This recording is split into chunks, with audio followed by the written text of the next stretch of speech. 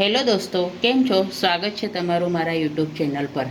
આજે હું મોમોઝ ચટણી બનાવવાની છું, તો ચાલો મારા કિચનમાં આજે મોમોઝ ચટણી બનાવીએ। આપણી આ મોમોઝની ચટણી તૈયાર થઈ ગઈ છે। હવે આપણે ગેસ બંધ કરી દઈએ અને આને ઠંડુ થવા દઈએ। મેં એક તપેલામાં પાણી લીધું છે। હવે આપણું પાણી ગરમ થઈ ગયું છે। હવે એમાં આપણે ટામેટાં નાખીશું। ટામેટાને આ રીતના 4 ભાગમાં કટ કરવાના છે, અડધા। આ રીતના કટ કરીને બધા ટમેટાં આપણે પાણીમાં નાખી દઈશું। લગભગ મેં 500 ટમેટાં લીધા છે।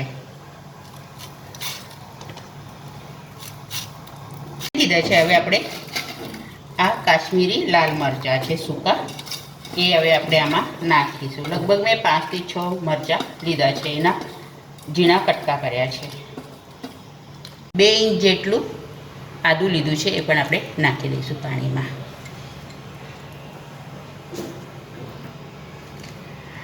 10 થી 12 લસણની કળીઓ લીધી છે, એ પણ આપણે આ પાણીમાં નાખી દઈશું।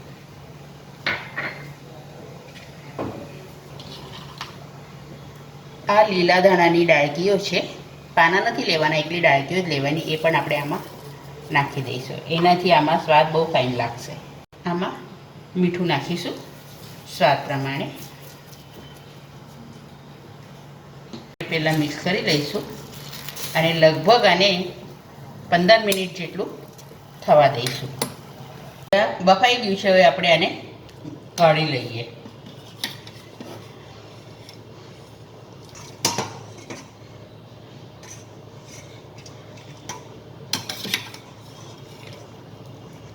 અને આને ઠંડુ થવા દઈએ।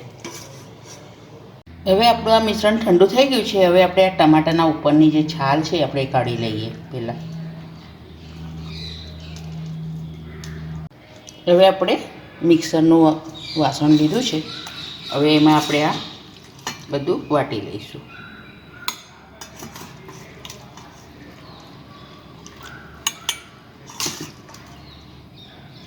હવે વાટેલું મિશ્રણ મેં પેનમાં લીધું છે, ગેસ ચાલુ કર્યો છે। હવે આ બહુ ઘાટું છે, તો આમાં આપણે હવે થોડું પાણી નાખીશું।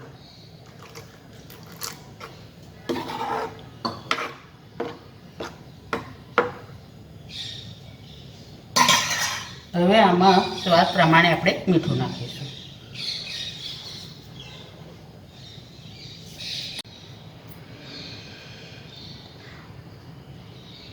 અડધી ચમચી જેટલો મરી પાવડર નાખીશું।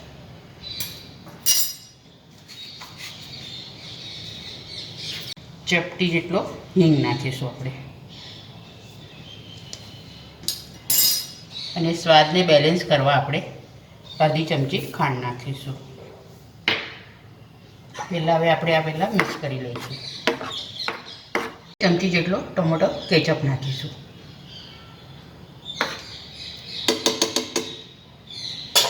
એક અડધું લીંબુ આપણે નીચેવીશું।